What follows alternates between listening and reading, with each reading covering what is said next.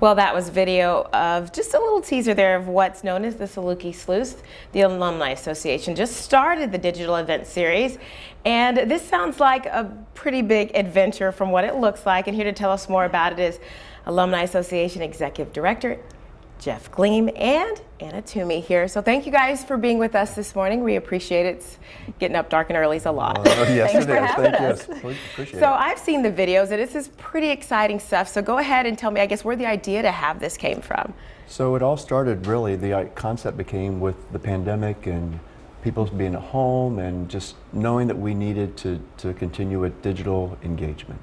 Okay. And that's really where it came about. And we were just sitting around talking about, in my first 2 years at SIU, is I hear all these fishing stories and all these mysteries and all these legends and myths, and we just thought, wouldn't it be neat to have something to prove whether or not they're really true stories or not? Yeah, absolutely. Now you've been doing the interviews and kind of taking us on the journey. So tell me what kind of things that people will see you doing, because you're like right there in front in the beginning. So they're going to see me doing that exactly, is finding those interviews and finding the we have a ton of interesting people at SIU, people who know a lot about this university and are very passionate about it. So I'm going to be digging them out, and it's not just the interviews, it's also going through the archives of our newspapers, our old photographs that Morris Library keeps. There is such a wealth of information on campus that we don't know about and that we can access, and people are going to get to see it through this. Now we started last month, was our first one. What was kind of the reception that you gained from that one?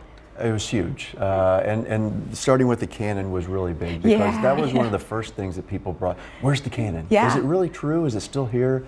And it was the perfect segue into this series. It was awesome. Even I was like, what happened to the cannon when I started watching?